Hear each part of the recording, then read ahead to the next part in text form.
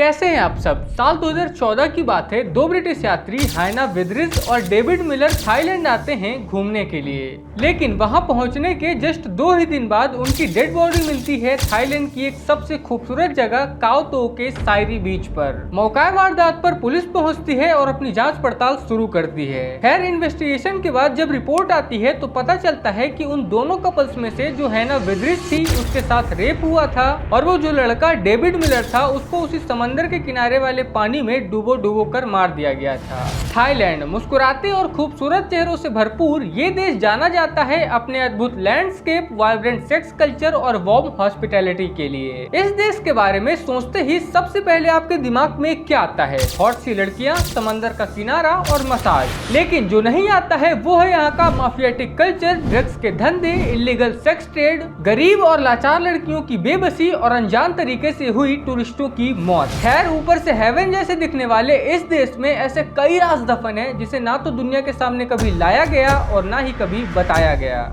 आखिर ऐसी कौन सी चीजें हैं जिसे थाईलैंड पूरी दुनिया से छुपा रहा है?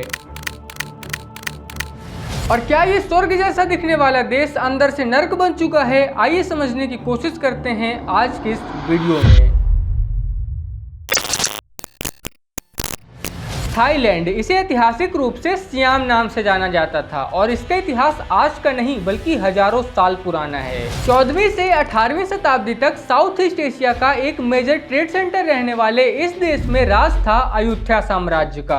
उस दौरान ये देश काफी फलने फूलने के साथ अपने डेवलपमेंट की ओर काफी तेजी से बढ़ रहा था। लेकिन 1767 में इस देश के द्वारा हासिल की गई सारी समृद्धि एक बार पूरी तरीके से बिखर जाती है जब वहाँ की बर्मी सेना अयोध्या साम्राज्य को पूरी तरीके से बर्खास्त करके उस पूरे किंगडम को अपने अंडर में ले लेती है। और इसी के चलते यहाँ पर काफी रिसेशन, पॉलिटिकल कोलैप्स और कई दंगे देखने को मिलते हैं। खैर अयोध्या साम्राज्य की उड़ती हुई राख के साथ ही साल 1782 में राजा राम वन ने चक्री वंश के साथ थाईलैंड की नई राजधानी बैंकॉक की स्थापना की। और कहा जाता है कि ये टाइम आज के मॉडर्न थाईलैंड के लिए एक टर्निंग पॉइंट था। जी हाँ, लेट 19वीं और 20वीं शताब्दी में मौजूद राजा राम फिफ्थ ने एक अहम भूमिका निभाई थाईलैंड की मॉडर्नाइजेशन की जर्नी में। उन्होंने अपने इस कार्यकाल में evolution of slavery, modernisation of army और एक्सपेंशन ऑफ इंफ्रास्ट्रक्चर जैसे कामों पर खूब ध्यान दिया और आने वाले फ्यूचर के लिए भी एक मंच तैयार किया। हालांकि 20वीं शताब्दी तक आते आते आधुनिकता की इस दौड़ में इस देश ने कई चुनौतियों का सामना किया, जिसकी वजह से यहाँ पर कई बार सैन्य तख्तापलट और पॉलिटिकल अपहील के साथ सामाजिक अशांति देखने को मिली। खैर इस देश में हो रहे झगड़ों के पीछे सबसे बड़ी वजह है the relationship between the monarchy, the army and the government. असल में प्रॉब्लम ये है कि आज भले ही थाईलैंड के पास खुद की एक कॉन्स्टिट्यूशनल गवर्नमेंट है, लेकिन इसके बावजूद भी यहाँ की सत्ता और इस देश को चलाने में सबसे बड़ा हाथ होता है यहाँ की मोनार्कीज का। और इसी वजह से जो पुराने राजा महाराजा और उनके वंशज हैं उनका अक्सर वैचारिक मतभेद होता है आज की इस नई गवर्नमेंट और नए आर्मी सिस्टम पर। और इसकी वजह से थाईलैंड ने कई बार बहुत बड़े बड़े पॉलिटिकल प्रोटेस्टों का भी सामना किया है, जैसे कि 1973 में स्टूडेंट्स के द्वारा किया गया प्रोटेस्ट, 1976 में मिलिट्री क्रैकडाउन प्रोटेस्ट और हाल में ही हुआ red shirt and yellow shirt movement. And the sad part is that कि इन प्रोटेस्ट और मूवमेंट की वजह से हर बार न जाने कितने मासूम लोग अपनी जान गंवा देते हैं। खैर एक और चीज जो कि इस देश में सबसे ज्यादा रिस्ट्रिक्टेड है वो है यहाँ की फ्रीडम ऑफ स्पीच। इस देश में कानूनी तौर पर लोगों को कोई अधिकार नहीं है अपनी आवाज को उठाने का या फिर सरकार के खिलाफ कुछ भी बोलने का। और अगर बाय द वे कोई भी ऐसा कदम उठाने की हिमाकत करता है तो उल्टा उसी के ऊपर क्राइम का पट्टा पहनाकर उसे जेल भेज दिया जाता है। अब जरा डुबकी लगाते हैं थाईलैंड की सबसे डार्केस्ट साइड पर, जो कि है यहाँ की रंगीन रातें और इसके पीछे चल रही sex industry. The international union of sex workers IUSW की एक रिपोर्ट के अनुसार थाईलैंड उन देशों में से एक है जिसके पास सबसे ज्यादा करीब 2.5 लाख सेक्स वर्कर्स मौजूद हैं। शाम के वक्त अगर आप बैंकॉक या फिर पटाया जैसे शहरों की गलियों में घूमने के लिए निकलेंगे तो आप देखेंगे कि यहाँ पर हर एक क्लब्स में ढेरों लड़कियां मौजूद रहेंगी जो कि आपको अपनी खूबसूरती और पहनावे से अट्रैक्ट करने की कोशिश करेंगी। लेकिन अगर फिर भी बात नहीं बनती है तो वो लोग खुद ही आपके सामने आकर आपसे डायरेक्टली बात करते हैं।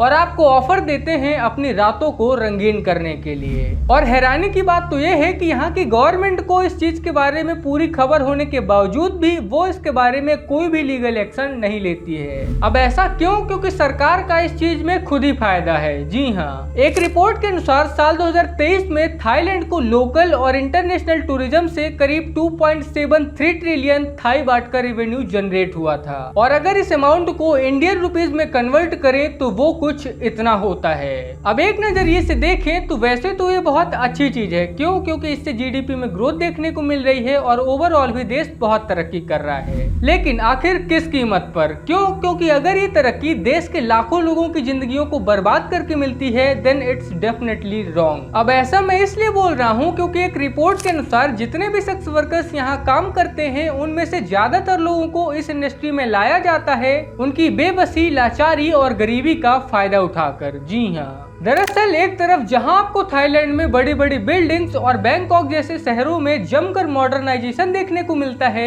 वहीं दूसरी तरफ इस देश में कई ऐसे रूरल एरियाज मौजूद हैं जहां लोग अपनी बेसिक नेसेसिटी जैसे कि रोटी, कपड़ा और मकान के लिए तरस रहे हैं। और फिर क्या, इसी गरीबी से बचने के लिए इन फैमिलीज की मोस्ट ऑफ द फीमेल्स पटाया और बैंकॉक जैसे शहरों की तरफ पलायन करती हैं इस रेंटेड सेक्स जैसे घिनौने कार्य को अंजाम देने के लिए, जिससे कि उन्हें थोड़ी बहुत पैसे मिल सके और वो उन्हीं पैसों से अपना परिवार पाल सके। थाईलैंड की इन रंगीन गलियों में जब घूम रही इन दो लड़कियों से कुछ सवाल पूछे गए जैसे कि आपको इस काम से कितने पैसे मिल जाते हैं और क्या उनको ये काम करने में बुरा नहीं लगता और क्या अगर कभी उन्हें मौका मिले तो वो इस काम को छोड़ेंगी या नहीं।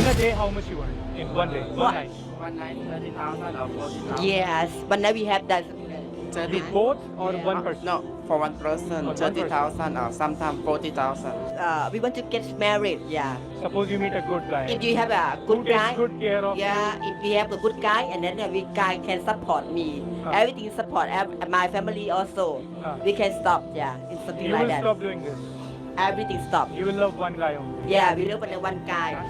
यस, दे सेड दैट कि अगर कोई उन्हें एक ऐसा लड़का मिल जाए जो कि उनका और उनके परिवार का खर्चा उठा सके तो वो अगले ही दिन इस काम को छोड़ देंगी। वेल, इस वीडियो की रिसर्च करते टाइम जब मुझे इन सारी बातों का पता चला then I really feel bad for them. क्योंकि तुम लोग खुद ही सोचो, अगर किसी व्यक्ति को अपना जिस्म बेचकर एक वक्त का खाना खाना पड़े देन ये कितनी शर्म की बात है। बट एट द एंड ये उनकी मजबूरी है और वो चाह कर भी इस चीज से मुंह नहीं फेर सकती हैं। थाईलैंड में एक छोटा सा आइलैंड है काओतो नाम से, जो कि काफी रहस्यमयी और खतरनाक माना जाता है। दरअसल बीते कुछ सालों से इस जगह पर कई डेड बॉडीज देखने को मिली हैं, जिससे रिलेटेड एक केस के बारे में मैंने आपसे वीडियो के शुरू में बात की थी और इन्हीं कारणों की वजह से अब इस जगह को डेथ आइलैंड नाम से पुकारा जाता है। खैर, इस देश के काले कर्मों की कहानी अभी यहीं पर खत्म नहीं हुई है। जी हाँ, ग्लोबल ऑर्गेनाइज्ड क्राइम इंडेक्स की एक रिपोर्ट के अनुसार थाईलैंड साउथ ईस्ट एशिया का एक मेजर ट्रेड हब बन चुका है हीरोइंस या फिर कहें तो ड्रग्स जैसी चीजों के व्यापार के लिए।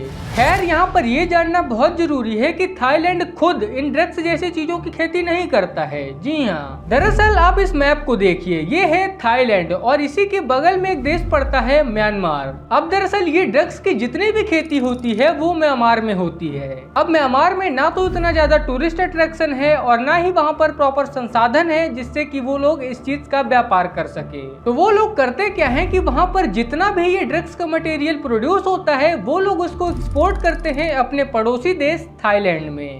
अब थाईलैंड में तो वैसे ही हर साल करोड़ों लोग आते हैं। विकिपीडिया की रिपोर्ट के अनुसार सिर्फ साल 2019 में ही यहाँ पर 39.8 मिलियन इंटरनेशनल टूरिस्ट आए थे।